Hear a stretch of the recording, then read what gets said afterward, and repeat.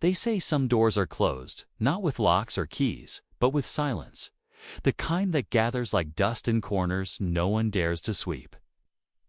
Tonight, let's drift far back through the centuries, to a kingdom wrapped in snow and sonatas, to a palace so quiet that even footsteps seem to bow beneath its velvet ceilings.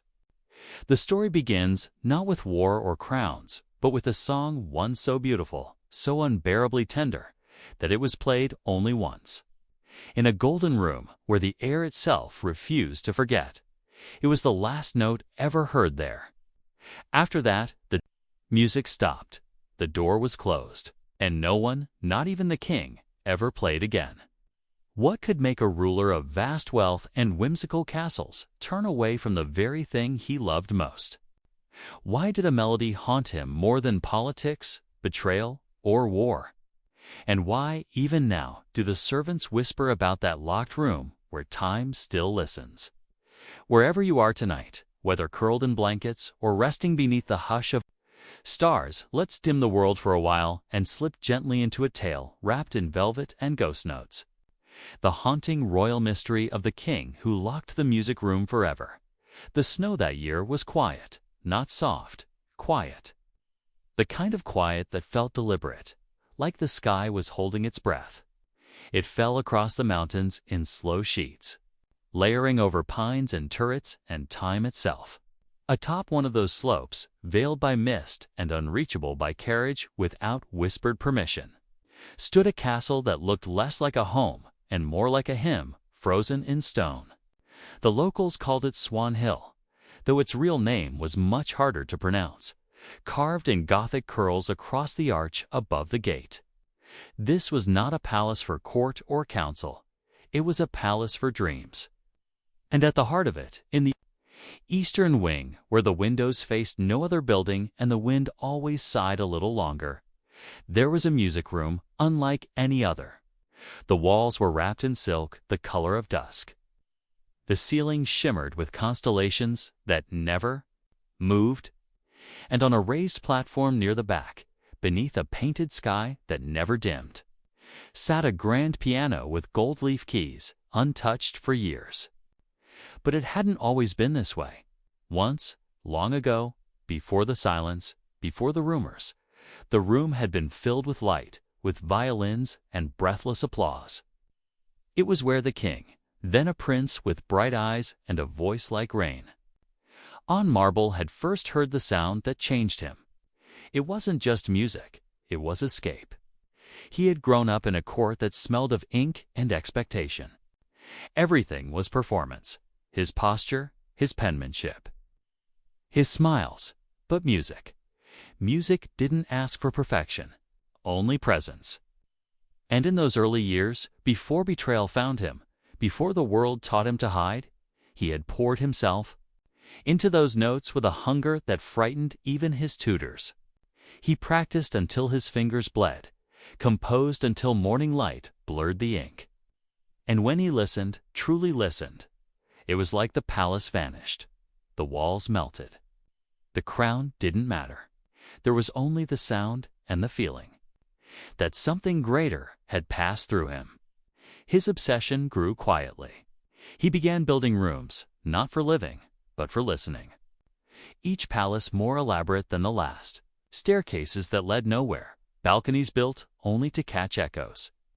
He called them echo chambers of the soul. The court called him mad. But madness, he always said, was just misunderstood magic. The music room in Swan Hill was his masterpiece, the room where he once claimed he had heard angels breathe. It was there, on a winter evening when the stars refused to come out, that the composer arrived. Not a man of title or fashion, but a strange genius with unbrushed hair and eyes that saw too much. The king adored him. Not romantically, not completely platonically either, but with that specific devotion only artists understand. The composer wrote for him, played for him, taught him things not in books. And then vanished, without reason, without farewell. One morning, the room was simply empty. No music, no letters, no sound. The piano sat silent, and something in the king fractured. He ordered the room closed that same day. No servant was to enter.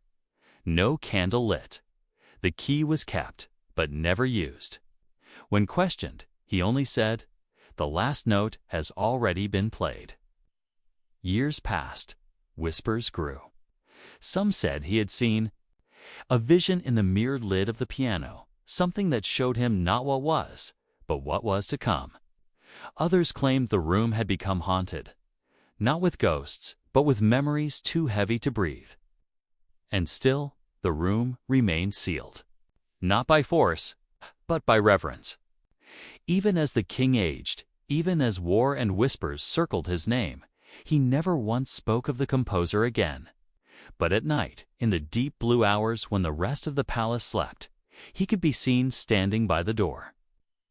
Just standing, listening, as if waiting for a sound that would never come back. The servants learned not to interrupt. The ministers stopped asking, and the world, slowly, forgot the room existed. Only the snow remembered. Only the wind. Only the echo of a note so beautiful. It made a king choose silence. The composer had not meant to leave a wound. He had only meant to leave. In the years before his disappearance, there had been signs, small silences in their conversations. The way his eyes wandered to windows instead of keys.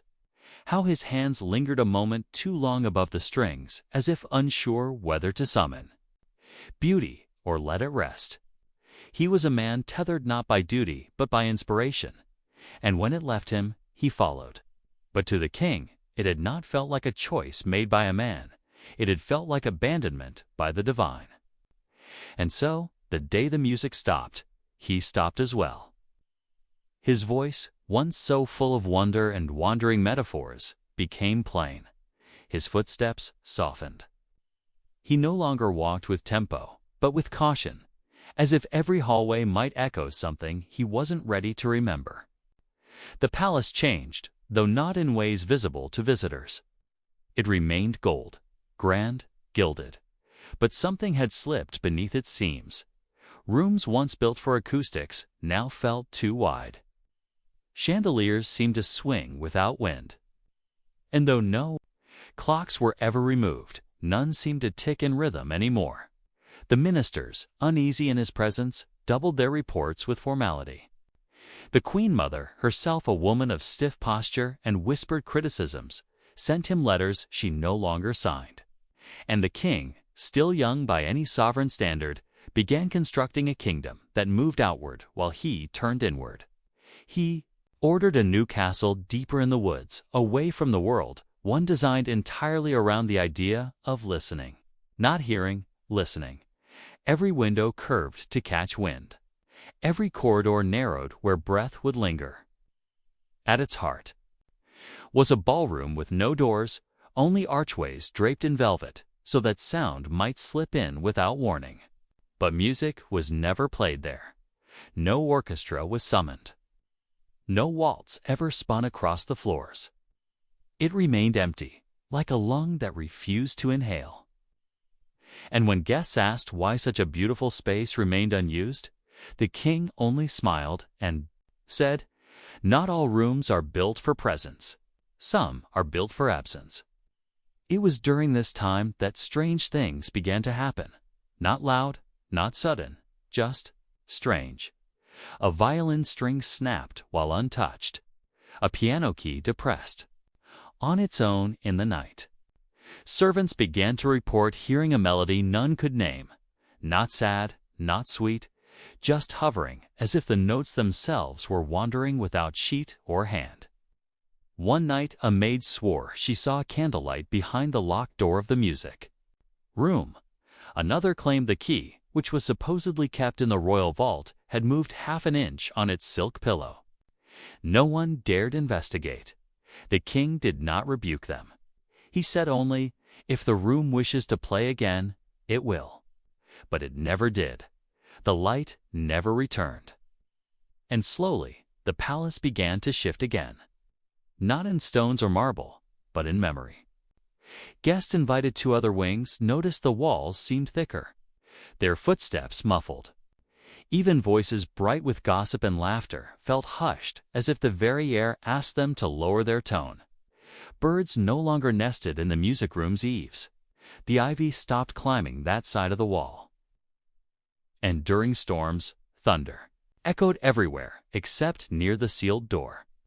Then, as quietly as he had arrived, the composer's name was removed from all records. Not erased, just omitted. Concert programs that once credited his brilliance were reprinted. Portraits where he stood just behind the king were subtly cropped. And when questioned, the king responded with the same phrase every time. Some. Beauty is not meant to be remembered with ink. What remained of him lived only in music, and even that was no longer played.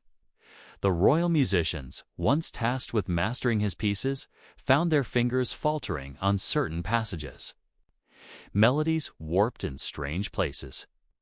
Harps refused to stay tuned. The music, it seemed, had followed its maker into silence. And still, the king waited.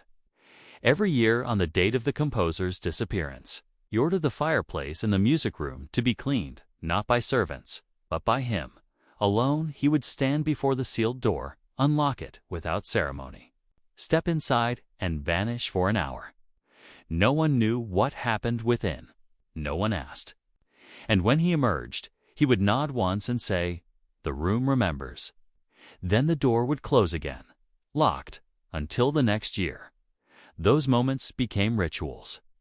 A strange rhythm in a reign otherwise marked by detachment. He attended court. Less. Avoided war. Signed treaties in silence. But every winter, like clockwork, he returned to the room that no longer sang. The world outside, of course, carried on. Monarchs fell. Empires shifted. And yet in that hidden kingdom, wrapped in velvet and snowfall, time folded in on itself like sheet music no longer played. The room endured. And with it, the question that no one could answer. What had he heard in that final note that made silence preferable to sound? In the years that followed, the king's silence became legend. Children born into the court were taught not to ask about the room. Musicians learned to avoid that wing entirely. And yet, whispers still moved through the palace like drafts between old stones. Some said he had gone mad with grief. Others that the composer had returned once and left something behind, not a note. Not a letter, but something heavier. Something that clung to the walls like perfume long after the bottle had shattered. The king himself changed. He was not cruel. He was not lost. But he had become quiet in a way that suggested he no longer lived in the same measure of time as others. He moved through the palace like a man under water, slow, deliberate, distant. His meals arrived untouched. He no longer danced, not even in solitude. His hands, once prone to sketching towers and archways on scraps of parchment, now remained folded in his lap, as if holding something fragile that could not be seen. Servants began to notice strange behaviors. The king would pause in front of mirrors and tilt his head, not to observe himself, but as if listening through the glass. He stopped keeping clocks in his chambers. Music boxes disappeared from the shelves.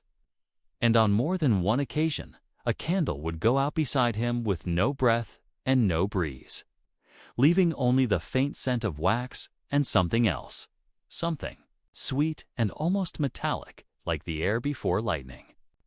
The music room, though locked, seemed to breathe with its own rhythm. Curtains drawn across its windows would shift without wind.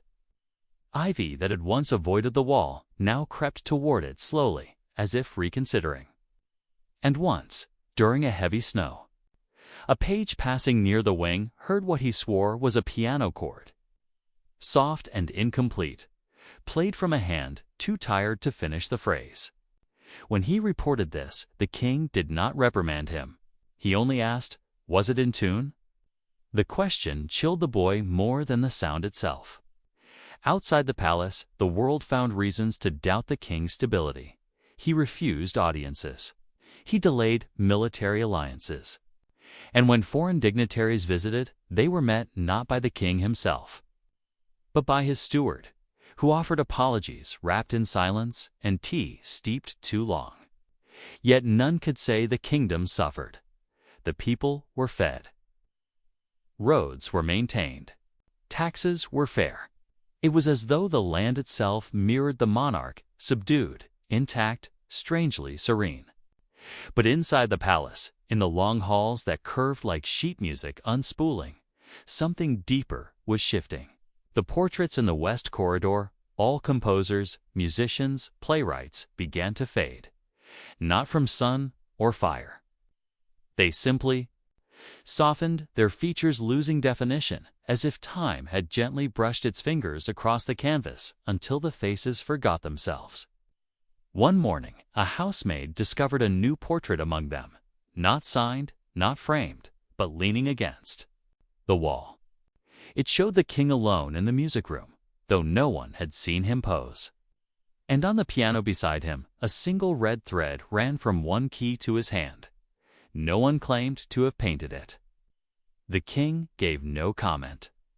But that evening, the portrait was gone. In its place stood a single white rose in a glass bottle, sealed with wax. Some began to believe the room had become something more than a chamber, that it had turned into a kind of mirror, not of the king himself, but of his regrets. A place where echoes went not to vanish, but to linger until understood. One old butler whispered that the king had once said, "A note never dies, it just chooses whether or not to be heard again." No one knew what he meant. But after that, no one dared whistle near the music room, not even by accident. The queen, who had once hummed lullabies in the nursery and sung duets with the king by moonlight, had long since stopped singing. She did not cry, she did not question. She simply kept her distance, moving through the palace like a shadow the light dared not touch. She never touched the piano in her chamber again. She let her voice dry slowly, like a fountain stopped in winter. And though her sorrow was never spoken, it was felt in the way her fingertips brushed the hems of her dresses, as if searching for threads that no longer held music. Guests who had once remarked on her brightness now found her unreadable, like a melody transposed into a minor key. And still, the king kept the door sealed. He passed it every evening on his walk, paused, pressed his palm to the wood, listened, and moved on. The guards assigned to that hall rotated monthly, not for security, but because none could bear the soft hum that sometimes drifted through the keyhole. A hum that never had words, only memory. Something had been left behind. In that room, not a ghost, not a man, but a note. A final one. And whatever it was, the king was not ready to hear it again. The year the roses failed to bloom, the king vanished from view for nearly a season. He was not missing, not officially, but no servant saw him. No steward received instruction. The queen, pale as porcelain and quieter than ever, would only say, "He is composing," though no pen had touched his desk in months. Some believed he had fallen ill. Others whispered of a secret chamber deeper within the palace, one not shown on the maps, where the ceiling was painted like night, and the walls absorbed sound. But what none could explain was the music. It began one morning soft, so soft it might have been mistaken for birdsong if birds had not already fled for the season. A single note, held too long to be an accident. Then a second, not its echo, but its partner. Then silence. Hours later, another.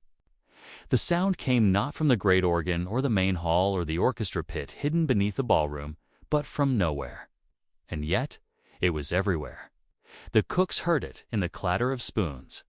The guards felt it through their boots in the stone. One maid claimed she heard it rising from the firewood just before the logs caught flame.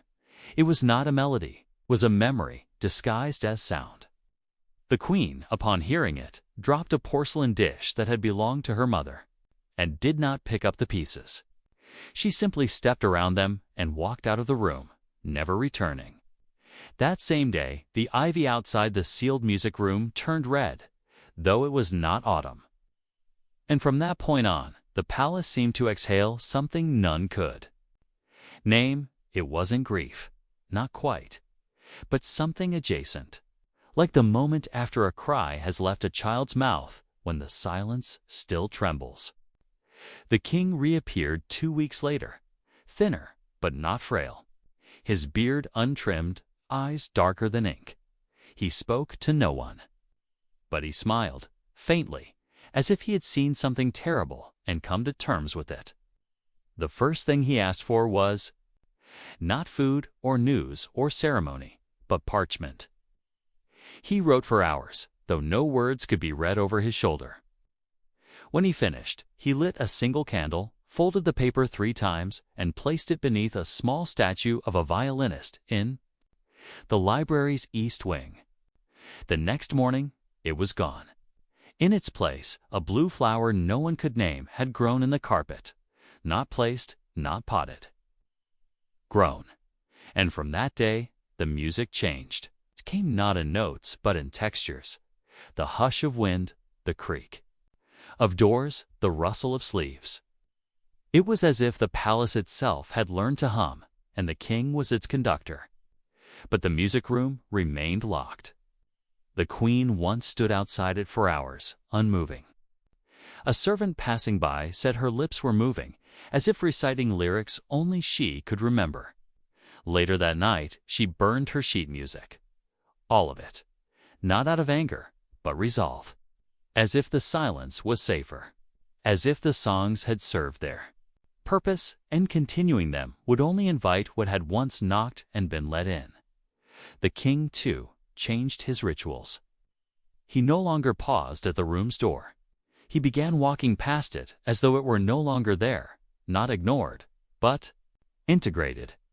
Like a scar you stop flinching from. He took his tea alone by the windows, watching the garden grow in peculiar rhythms. One morning the roses were gone. By evening they were back, but blue. The same impossible blue as the flower that had bloomed where his letter vanished. He never questioned it.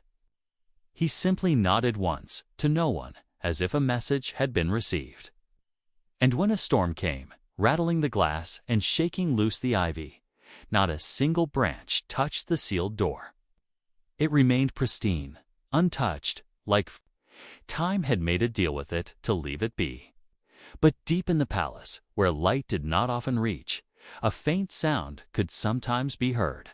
Not music, not any more, but breath. A sigh, slow and constant, like someone asleep just on the other side. The staff stopped using the hall entirely. The floor grew cold in that stretch. Lamps dimmed faster. Candles refused to stay lit. And yet, no one dared break the seal. Because whatever lived beyond that door was not trapped. It was resting. And some things, when disturbed, do not wake kindly. There came a winter so quiet that even the snow forgot how to fall. The sky held it in stillness, as if reluctant to let the palace be touched again. Inside, the king had begun sleeping in the eastern tower, far from the great halls and farther still from the sealed music room. It was not a conscious relocation. No orders given, no explanation offered. Only a slow drift, like a boat carried from one shore to another by currents unseen. The eastern tower was smaller, plainer, with no gilded frames or velvet furnishings. Its windows opened wide enough for birds to enter, and sometimes they did. Sparrows and doves, mostly, who nested briefly in the corners before vanishing again as if they had only come to listen. In those days, the king no longer wrote letters. He sketched instead. Pages and pages of what looked, at first, like nothing. Abstract spirals, jagged peaks, soft, smudged shapes that seemed to shimmer without color. But one morning, the steward found a page pinned to the door of the empty dining hall. No signature, no name. Just a single phrase beneath the drawing of a cracked violin. Music only vanishes when it becomes memory. After that, no one mentioned the music room, not even in whispers, not even to themselves. The palace, once echoing with rehearsals and recitals, now sang in subtler ways. The wind through the broken shutter in the laundry wing, the drip of rain into the copper basin beneath the chapel's leak, the rhythmic brush of a cloak across the old staircase. And sometimes, at dusk, when the light turned violet and thin, a sound would stretch across the garden, not quite a note, but the absence of one. Like a pause held so gently it became music itself. The queen had grown quieter too. She rarely left her chamber, though her silhouette could sometimes be seen. At her window, backlit by candlelight, a book unopened on her lap. She no longer played the harp. No one knew where the instrument had gone. Some said she gave it to a girl in the village. Others claimed it simply disappeared one night, taken by the same quiet that swallowed the music. One evening, as snow began to fall in slow, solemn flakes, the king was seen kneeling in the chapel, alone, not praying exactly, but listening. His head tilted slightly, as though straining to catch something beyond human range. The guards did not disturb him. When he rose, he walked past them without a word, his eyes damp but not red, as if tears had forgotten how to fully form. That same night, the mirrors in the western wing all misted over, not from weather, but from within, as if the glass had exhaled. The next morning, one of the youngest maids, no more than 12, entered the corridor outside the music room with fresh candles. She returned moments later, silent and pale. When asked what she saw, she could only whisper, someone else's footsteps. They had not been hers. That afternoon, the queen requested all clocks in the palace be stopped. Time, she said, softly to the steward, has begun repeating itself. He did not understand, but he obeyed. The ticking ceased. The bells no longer rang. And in that stillness, the king took to walking the halls barefoot, listening with each step, not for danger, not for guidance, but for resonance. A sense that somewhere in the silence, a question was still waiting to be answered. One day, he paused at the sealed music room door. Not long, just enough for the dust to settle differently beneath his feet. He did not knock. He did not press his ear to the wood. He only stood, eyes closed, and placed his hand gently on the handle, not to turn it, only to feel if it was cold. It wasn't. It was warm. And for a flicker of a second, the faint sound of a piano chord brushed the edges of his thoughts. Something soft, unfinished. Then it was gone. He stepped back, turned, and walked away with the expression of a man who had almost remembered a dream, but chose not to. The days that followed unfolded like pages left in the sun, faded, curling softly at the edges, too delicate to hold, but too meaningful to ignore. The palace had slipped into a kind of hush that wasn't grief. Exactly, but something gentler, reverent, the sort of silence that comes when someone is listening very closely. The king had stopped attending council. His throne, once draped in velvet and expectation, stood empty beneath the great chandelier, and no one dared to sit in it. Not out of respect, but because the room itself felt like it had closed its eyes. In the evenings, he would walk the narrow corridors of the northern wing, a place rarely used, where the windows overlooked a frozen pond and the floorboards creaked in conversational tones. Once, a stable boy passing through with a lantern said he saw the king standing in front of an old glass cabinet, his hand pressed not to the wood, but to his own chest, as if syncing his heartbeat to a rhythm no one else could hear. When asked later what he was doing, the king only replied, listening for what's missing.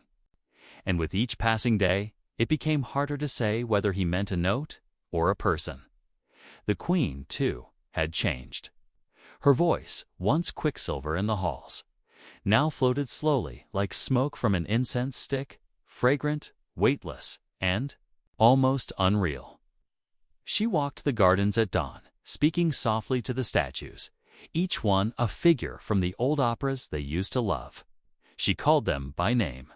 Not their sculpted names, but the ones the characters bore in the king's favorite librettos, names of doomed lovers, tragic heroes, mad queens. It was said that one morning she sang to the stone Orpheus by the fountain. Her voice so quiet it made the birds stop singing just to listen. But by the time a servant approached, she had already gone. A trail of violets marked her path, as though her footsteps had stirred something beneath the soil. And still, the music room remained locked. Not just physically, but atmospherically. Like the room itself had learned how to resist memory. On one evening, thick with mist and wood smoke, the queen found herself standing outside it again. Not intentionally. She had wandered, distracted by the scent of aged books and distant thunder, only to find her hand resting on the doorframe.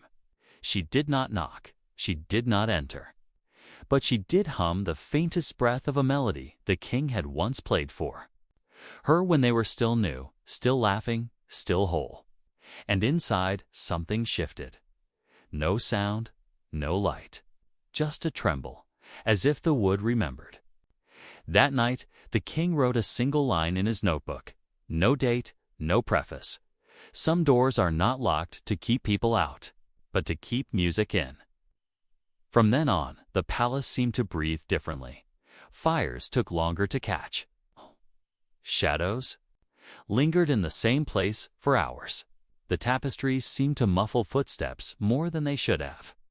And in the middle of it all, the king stood quieter than ever.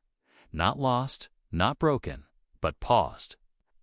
Like a song waiting for its final chord. The stewards whispered of a plan to travel, to take him to the sea. They said the salt air might clear his mind, but the king refused. The sea, he said gently, has no walls, and music needs walls to echo. So they stayed, all of them, in that strange in-between, where nothing terrible had happened, but something beautiful had stopped. And everyone, the queen, the staff, even the wind that brushed through the corridors, began to wonder if silence could mourn. By the first frost, the ivy on the west wall had curled inwards, like fingers retreating from a cold touch. The king now spent most of his time in the gallery beneath the tower, a quiet place where portraits of forgotten ancestors lined the walls, like half-remembered stories. He did not speak to them, but he looked long, silent examinations of painted eyes that had never truly seen him. Sometimes he would pause before a portrait and tilt his head as if trying to hear what its silence was trying to say. The queen, meanwhile, continued her quiet rituals, placing a single rose by the window each morning, brushing her hair with the silver comb he once gave her, humming arias that no longer had names. They crossed paths, rarely now, not because they avoided each other, but because they had both begun living in rooms the other could not follow. One day, a musician, a former court composer, now reduced to teaching lessons to village children, was summoned. Not by royal decree, but by a folded note left beneath the statue of Euterpe in the palace garden. The note simply said, "Come at dusk. Play the one that never ended." He came, unsure, with only his violin and the old music sheets the king had once scribbled on.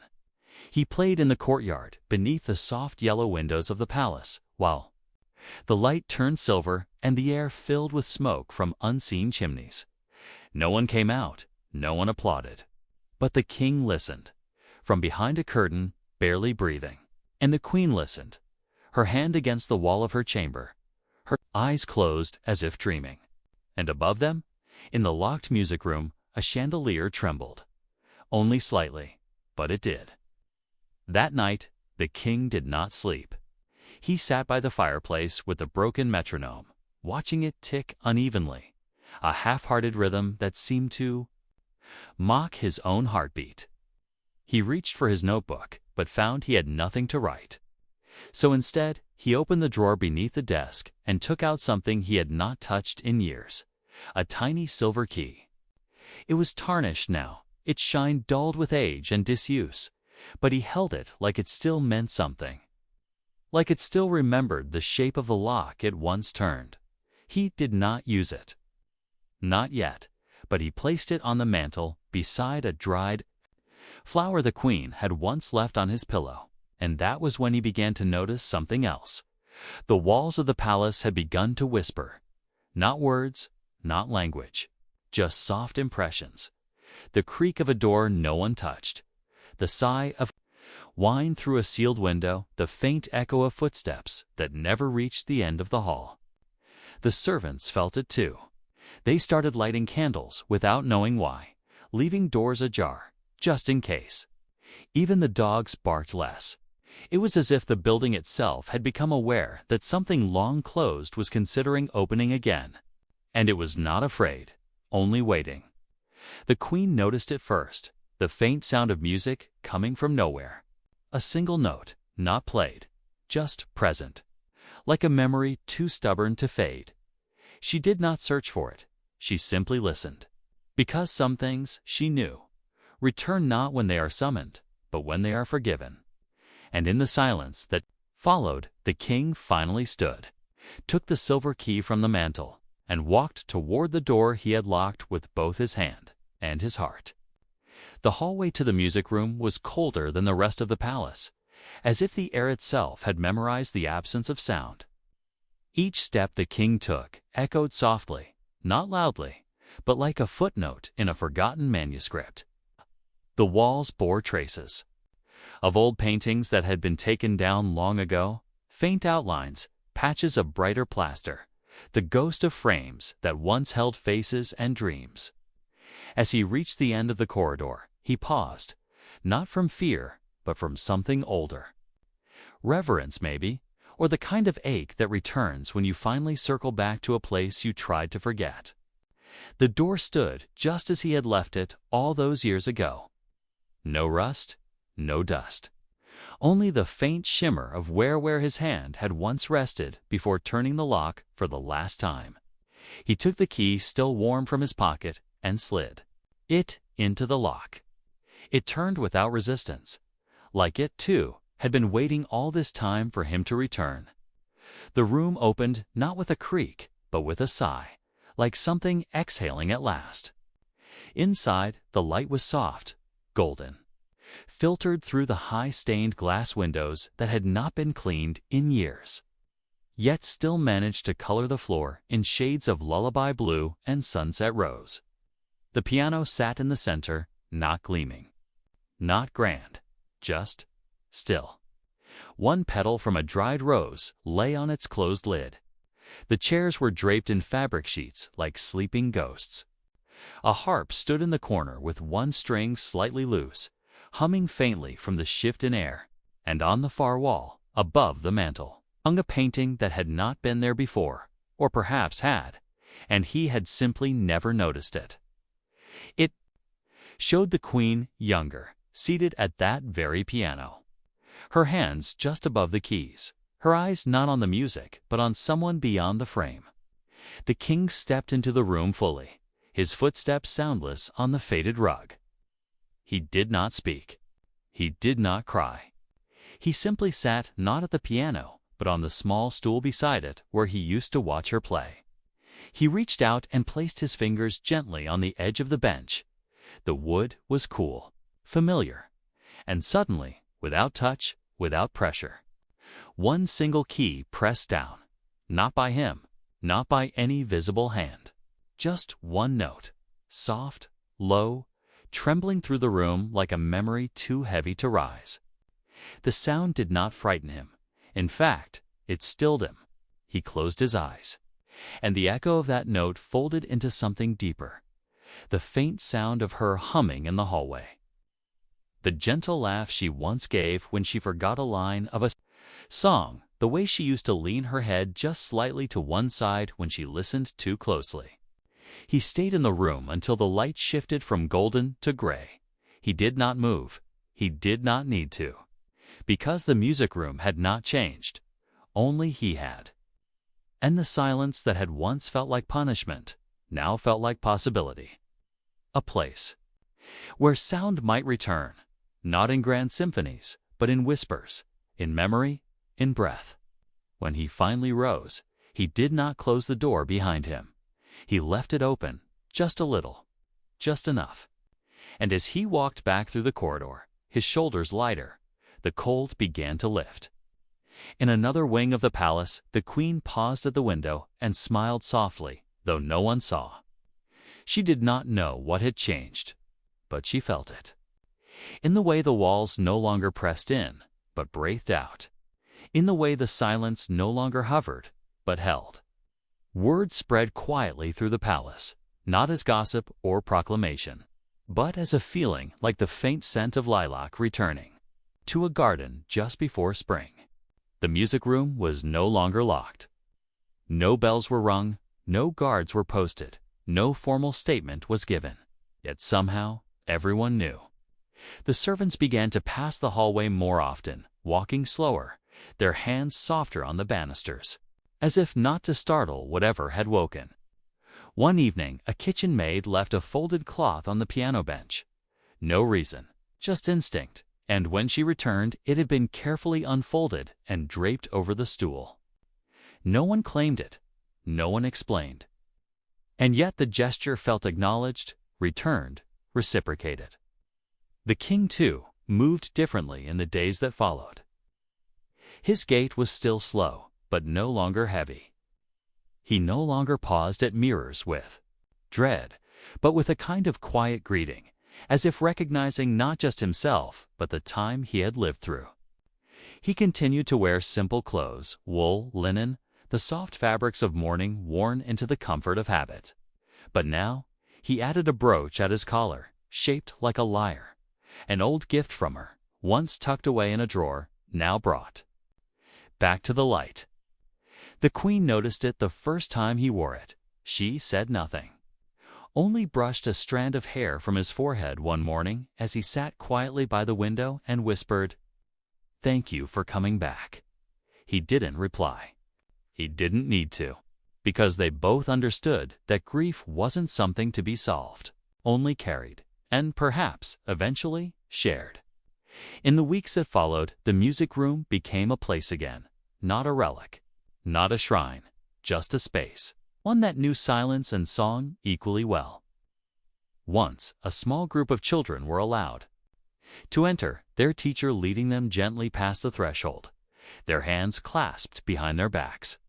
One child touched the harp with a single finger, and though it made no sound, she giggled and said, "It feels like feathers." Another stood before the piano and swore he heard it breathing.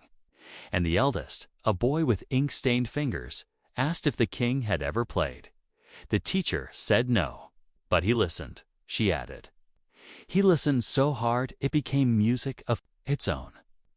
The king heard this from the hallway and smiled, not out of pride, but out of relief. That the story was growing softer in its retelling. That the pain had not been erased, only quieted. That the room once sealed in sorrow now held the quiet possibility of return. He began to spend an hour each day there, not at the piano, but nearby, writing in his journal, drinking tea, once even nodding off with the warmth of afternoon light pooling at his feet. And every now and then, without warning, a single note would sound. Never loud, never full, just enough, as if memory had grown curious again, as if something once locked had not just opened, but forgiven. The sound of the single note would come and go, never expected, never chased, and no one ever admitted to hearing it first. It simply arrived as soft as a sigh and faded just as gently. There were no performances in the room, no royal concerts, or gatherings of nobles with clinking glasses and ceremonial bows, only presence. The kind that does not announce itself, but fills the air like the echo of something once deeply felt. The king now sat near the music room daily, his journals filling slowly with lines less like memory and more like melody, fragmented, circular, soft. He no longer wrote dates, only colors. Sounds, the way the light slanted at 3 in the afternoon. The way silence now made room for more than sorrow. And once, when asked by the steward if he'd like the room restored, the cracked keys mended, the wallpaper regilded, he declined with a gentle shake of his head. "Let it be worn," he said softly. "Let it remember." For that was what the music room had become. Not a chamber of sound, but of memory. The Queen, too, began to appear more often near its door. She never crossed the threshold, not fully. But she would pause there, fingertips grazing the stone frame, her gaze drifting toward the piano, the empty stool, the golden light caught in the strings of the harp. And in those moments, something unspoken passed between her and the space. A kind of acknowledgement that this was the room where their sorrow had grown too large to carry, and the room where now it had learned how to soften its weight. Visitors to the palace began to hear stories, not grand tales of madness or music, but small observations. That the king hummed again sometimes when he thought no one was listening. That birds gathered more frequently near the windows of that wing. That a breeze, even on still days, would sometimes pass through the corridor like breath through a reed flute. No one claimed magic. No one dared myth. But still, no one touched the piano. And no one dared open the bench where the old sheet music had once been kept. One morning, the young footman sweeping leaves from the eastern garden paused as he heard something strange, not music, but the turning of pages, not from the library, from the music room. He stepped closer. The door was open. No one was there. But the light was golden and dustless, and in the far corner of the room, the old sheet music book lay open, fluttering in the windless air, as if being browsed by hands no longer heavy with longing. The boy didn't step in. He only nodded once, turned slowly, and whispered to no one in particular, "She's playing again." That evening, the king sat quietly near the fire, a small cup of lavender tea resting in his palm. He didn't ask who had said it. He didn't need to, 'cause in his own way, he had heard it too. Not the music, but the absence of grief. That strange, gentle quiet that comes only when something once wounded has begun to hum again. The piano remained closed. The harp remained untouched. But the room no longer felt locked, not by door or memory. And in the mirror that hung crooked on the back wall, long forgotten by time, the king sometimes saw the outline of his younger self. Not a ghost, not a haunting. Just a boy who had once believed music could save everything. And in a way, perhaps it had. Autumn fell gently across the kingdom that year, like a blanket carefully drawn over a sleeping child.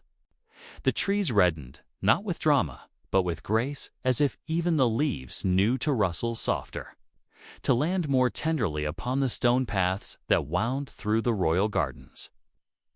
The king began to spend longer hours beneath the canopy of birch. Outside the music room, wrapped in a shawl the queen had once stitched in a pattern resembling sheet music. He said little, but when he did speak, it was often of tempo. "The world," he murmured to the court physician one day, "has begun. Too slow in a way, I can finally understand." His voice was not weak, just deliberate, as if each word was a key on the piano, and he refused to strike the wrong note. The queen had grown quieter, too. She was no longer seen in the grand receiving rooms or at the top of the marble staircase. When dignitaries visited, instead, she lingered where light filtered softly through high windows, tracing invisible lines on dusty ledgers, her gaze always drifting toward the west wing. When asked what occupied her thoughts, she simply said, "Things that matter only when whispered," and all understood. For in that season, even time itself seemed to whisper. Servants walked more slowly. Candles burned lower. Bells rang not on the hour, but when the moment felt right. In the music room, something else shifted, not visibly, not entirely, but deeply. The piano bench, long untouched, was found one morning turned just slightly askew. A single sheet of music rested. On the keys, no one placed it. No one claimed it. and when the steward tried to remove it, the page would not lift, as if it were part of the piano now, part of the silence. The king, when told, did not go to see it.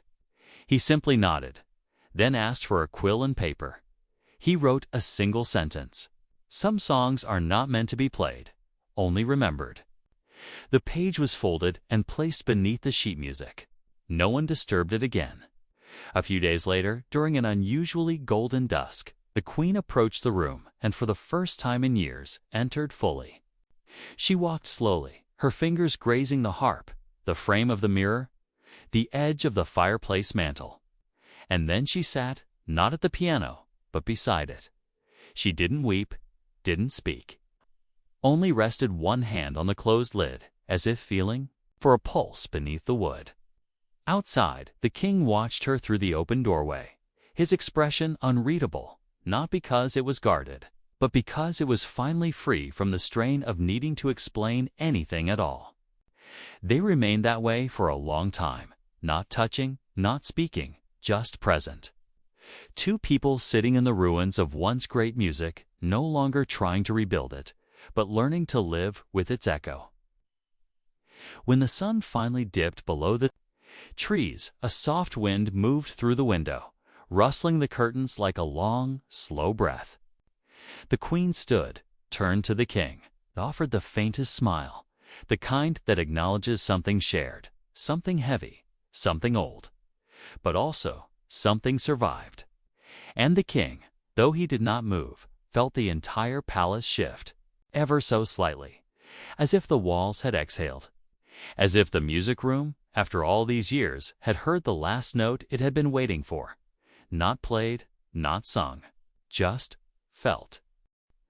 The days that followed carried a stillness too heavy to name, like the hush before snowfall or the silence after a bell has stopped ringing. The king no longer walked the outer halls, but remained close to the western wing, as if tethered by something. Unseen, not duty, not memory, but a kind of unfinished breath. Each morning he would sit by the tall windows that faced the gardens, watching the light fall across the stones where ivy now traced delicate cursive across the sills. He held a notebook in his lap, but he rarely wrote in it. Instead, he seemed to listen, not to the wind or the staff or the clatter of hooves at the gate, but to something much quieter, something only he could hear. The queen, too, changed. She no longer touched her embroidery or gave gentle instructions to the kitchen girls. She moved like someone in a dream she couldn't quite wake from, her hands often clasped, her gaze distant, as though she were waiting for a sound that once meant everything.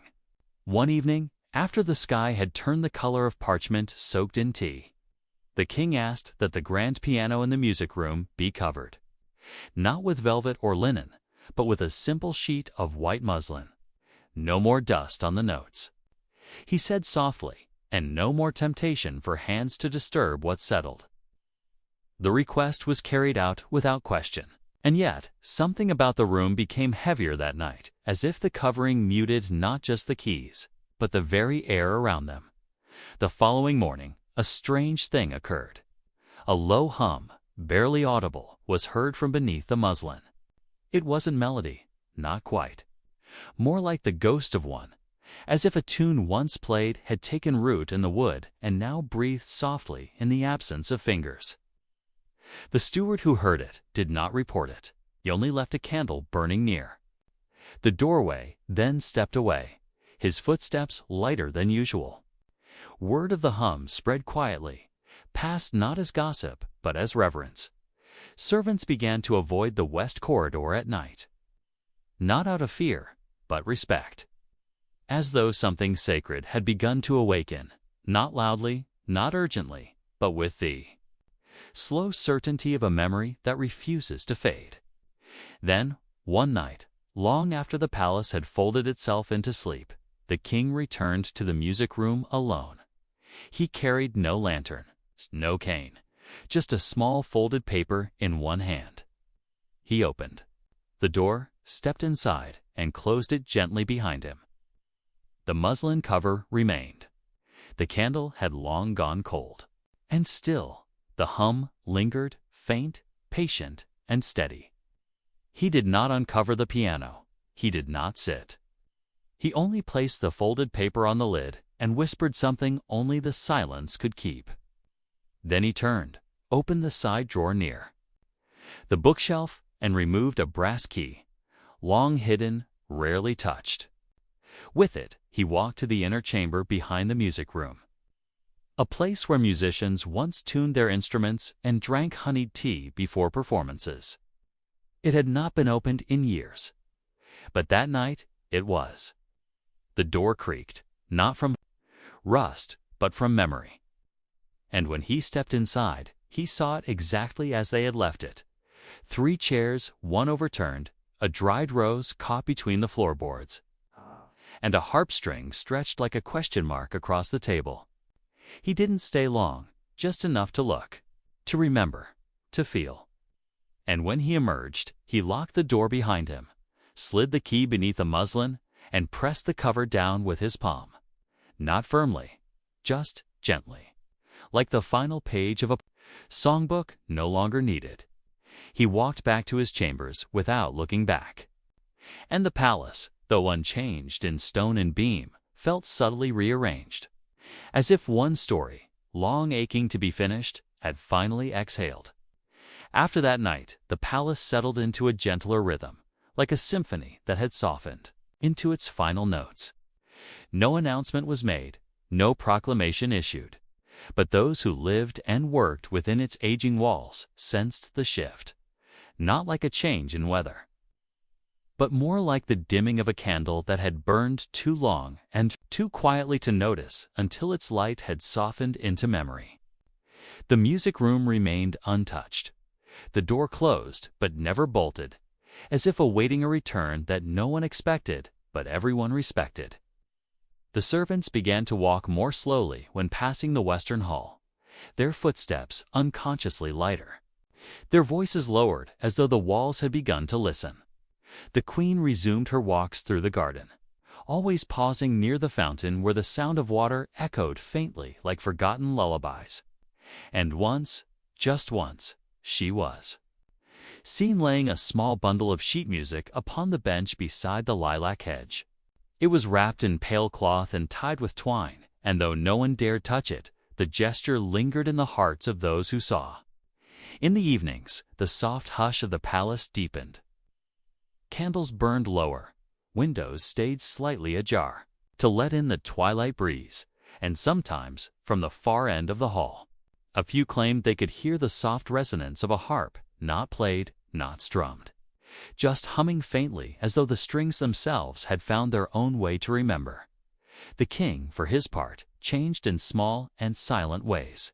He spoke, more often to the mirror in his study, not to admire or question, but simply to acknowledge the man reflected back. A man who had once filled rooms with sound and now found solace in stillness. His meals grew simpler, his robes lighter, and he spent long hours by the window overlooking the mountains, tracing shapes in the clouds that no one else could name.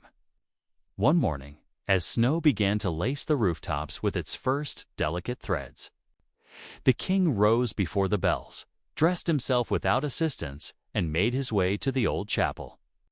He sat in the back pew, where the wood still held the warmth of hundreds of quiet prayers, and he closed his eyes.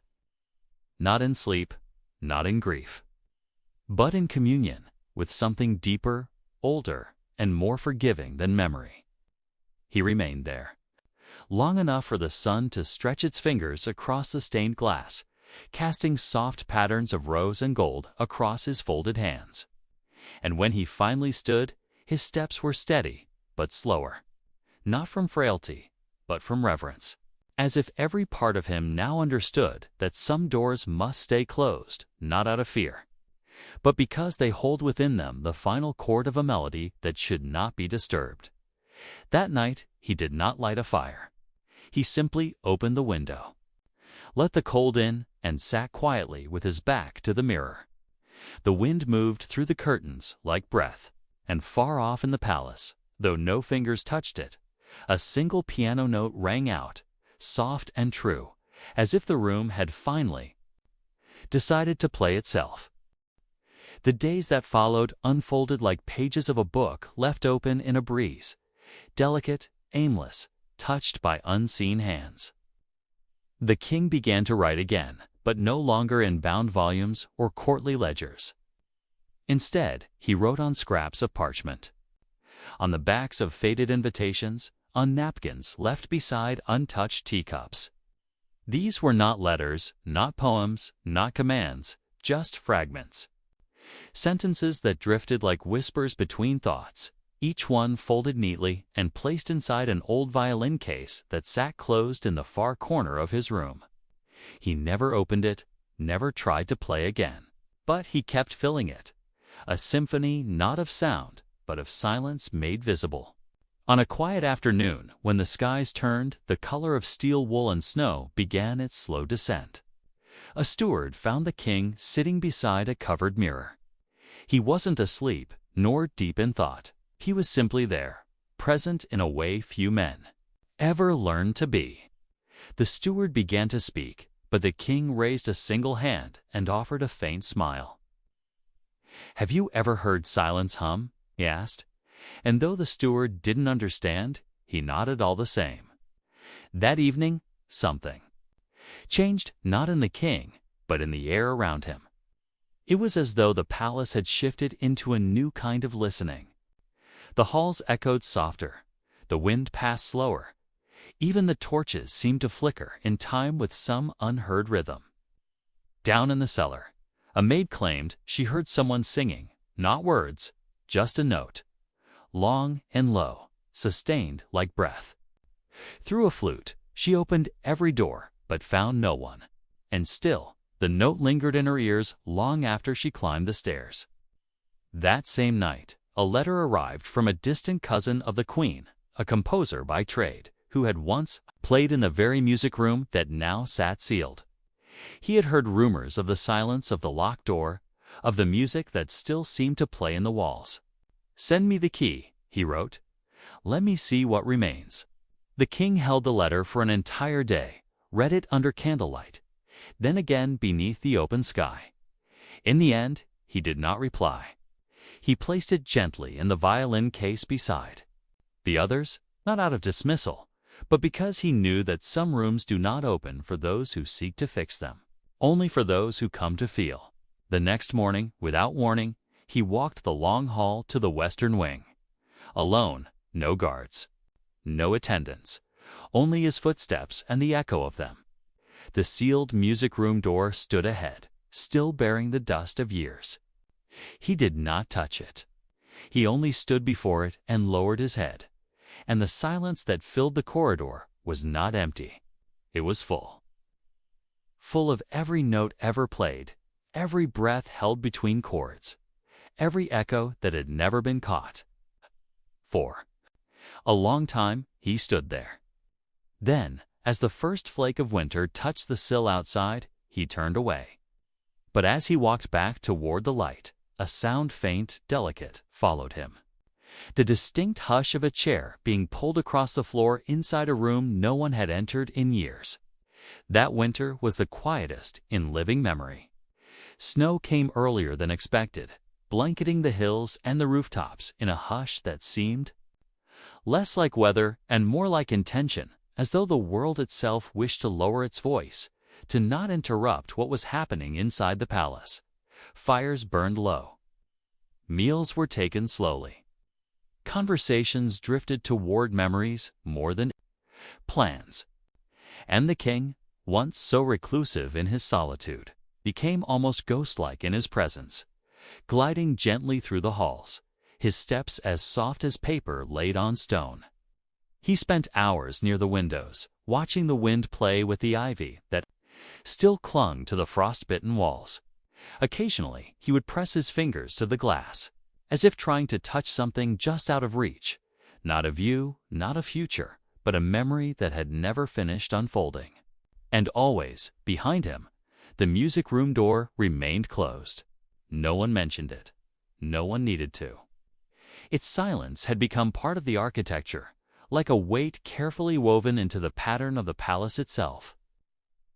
But one evening, as twilight slipped in like a breath held too long, the king asked to be taken to the main ballroom, a place rarely used since the queen's final dance. The servants hesitated, confused, but obeyed. When he arrived, he did not ask for music nor lights. He simply stepped into the center of the vast chamber and stood still.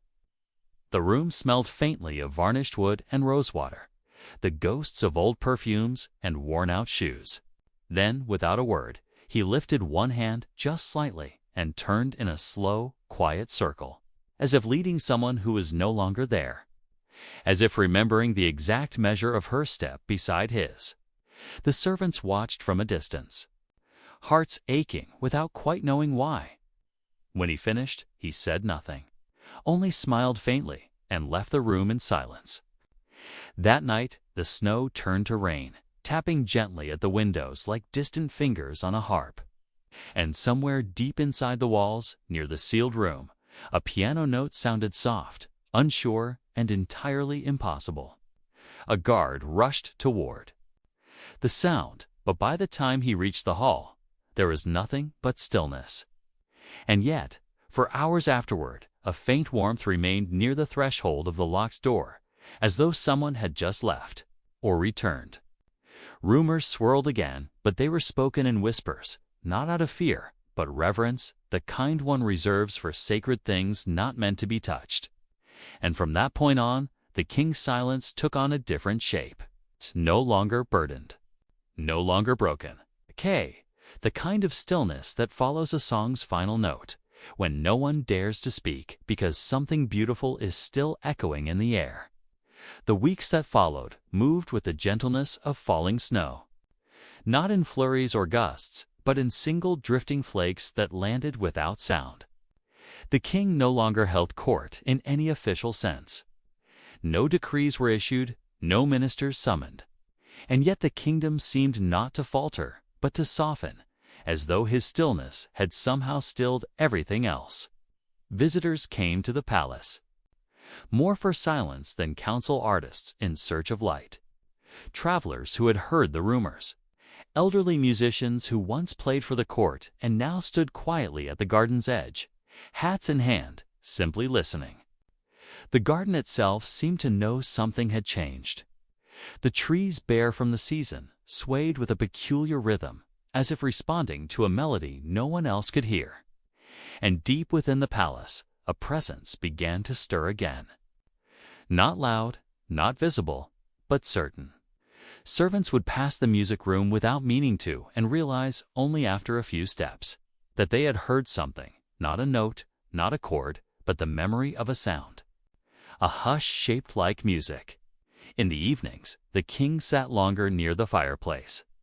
Sometimes, a book open on his lap would remain unread for hours. Other times, his hands would move faintly in the air, mimicking a conductor's quiet gestures, as though leading an orchestra no one else could see. And always, the second chair near him, the one no one dared touch, remained angled slightly toward the hearth, as if someone had recently risen from it. One night, a small cat, white with speckles of gray, wandered into the room and jumped into that empty chair. The king, rather than shoo it away, only smiled and nodded once. "She would have liked you," he murmured. From then on, the cat returned each night, curling into the same corner, purring like a lullaby. And as the snow outside turned to early spring thaw, a strange but beautiful thing happened. The king began to hum. Not often, not in tune, but softly fragments of lullabies and forgotten waltzes, bits of arias he once whispered to himself. As a boy before sleep, the melodies had no shape, no name. But they held something the palace hadn't heard in years: presence. One maid, passing the corridor one morning, paused when she saw him standing before the sealed music room. He wasn't trying to open it. He wasn't even touching the handle. He was simply listening, head tilted slightly, eyes closed. And when he turned to leave, she noticed something in his face that made her press her hand to her heart. Peace. Not triumph, not release. Just the deep, silent peace of someone who no longer needed answers because the music had never truly ended. It had only grown quiet, waiting for him to remember the rest. Spring arrived like a slow confession, unfolding in layers of green and scent and sound, each day carrying just a little more warmth than the one before. In the early mornings, light slipped gently through the high windows of the east wing and painted quiet shapes on the stone floor's golden arcs that seemed almost to hum if watched long enough. The king spent more time outdoors now, though never far. He sat in the colonnade that faced the lily pond, wrapped in a soft shawl, watching. Dragonflies skimmed the water like notes across parchment.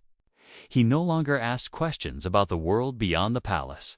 He no longer read dispatches or answered invitations. Yet something about him had changed, not in vigor, but in clarity. He moved more slowly, yes, but with the care of someone. Who knows, they are writing the final verses of a song and wants to make sure each note lands gently. People noticed.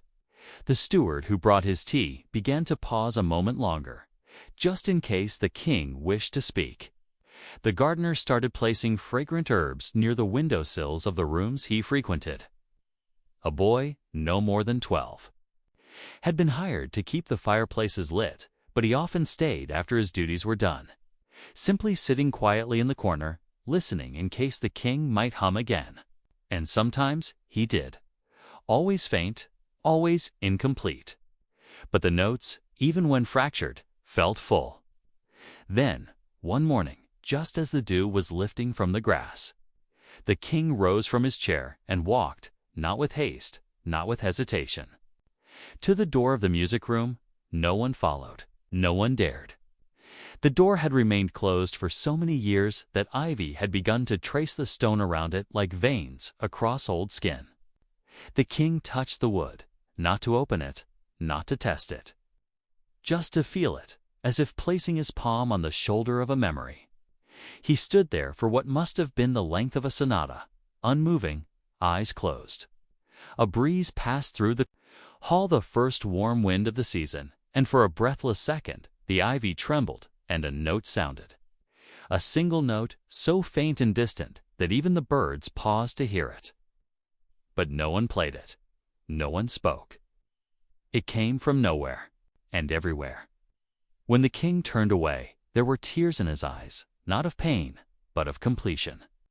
That afternoon, he called for the steward. "Bring me the old journal," he said. "It's the one with the blue cover frayed at the edges."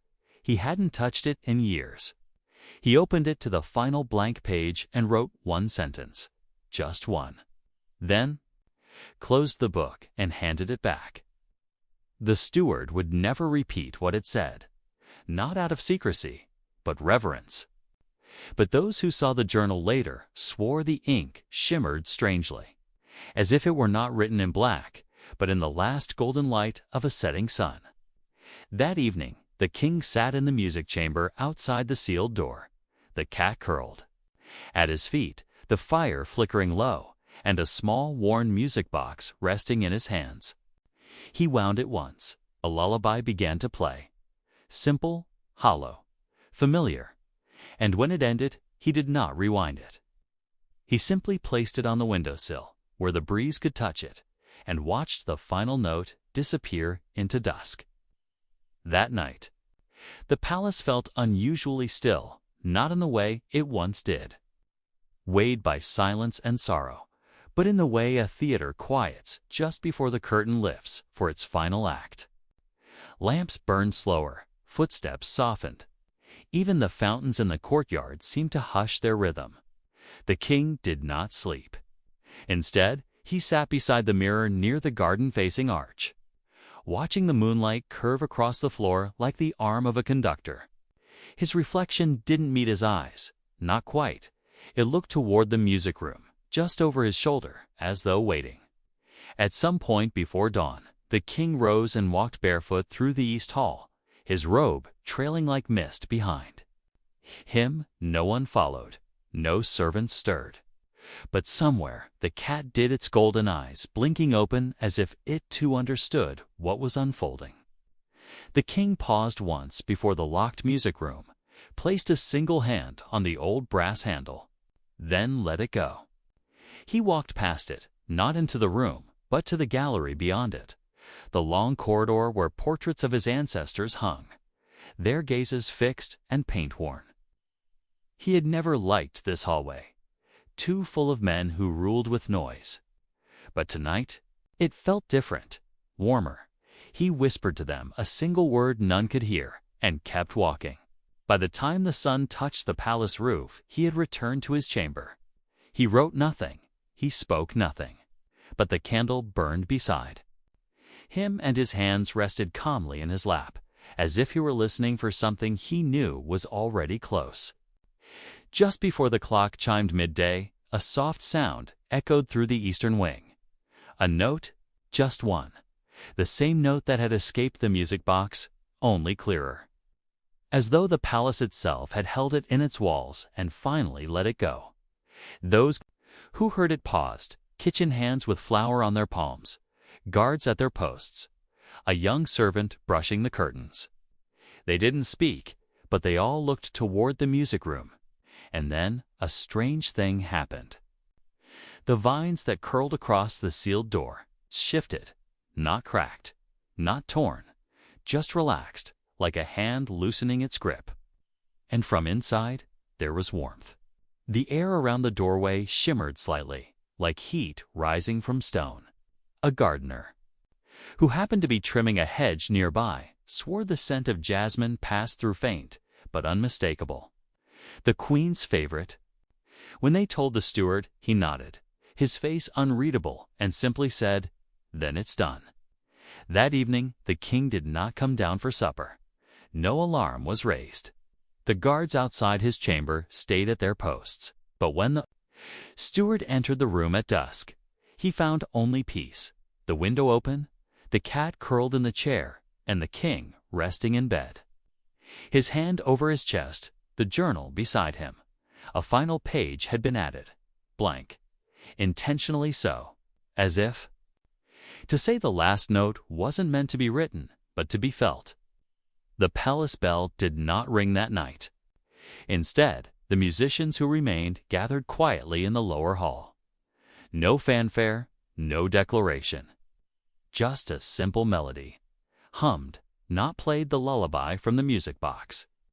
Now passed from voice to voice until even the air seemed to carry it, and in the mirror above the king's writing desk, the reflection did not fade. It lingered, not as a face or form, but as light, soft, and gold, like the last breath of a song that knew it had been heard. After that day, the palace shifted, not with sorrow, but with reverence, as though the entire structure had exhaled after holding its breath for too many years. No morning bells tolled, no proclamations were issued, but the air knew. Walls held it quietly. Servants walked more slowly, as if mindful not to disturb the hush that had settled like fine dust across the corridors. In the days that followed, the music room remained locked, but something had changed in its silence. It no longer felt like a wound sealed shut. It felt like a wound that had finally scabbed, tender but healing. The vines stayed where they were, now less tangled, their greens softening into a gentler shade. No one dared open the door, not because they feared what lay inside, but because they understood finally that it had become something sacred. The room was no longer just a chamber of memory. It was a vessel, a witness, a space that had carried the weight of beauty too fragile to survive the noise of court. And the king, now gone from his earthly throne, seemed to live on in that quiet room, not as a ghost or spirit, but as an atmosphere, a hush that remembered the sound of a violin warming up, a stillness that echoed faintly with the first note of a lullaby. At night, staff reported hearing faint strains of music in the halls. Never loud, never complete. A harp's arpeggio, the tail of a piano chord. Sometimes, just the subtle sound of a conductor's breath before the orchestra began. Some believed it was memory playing tricks. Others thought the palace was still listening. And then there were Perseid, And then there were those who claimed they saw him not as a full figure, not as shadow or apparition, but as an impression. The weight in a chair recently vacated, the slight movement of a curtain with no wind, the warmth left in a cushion beside the fire, and always, always near a mirror. The mirrors had changed too. They no longer shimmered with fear.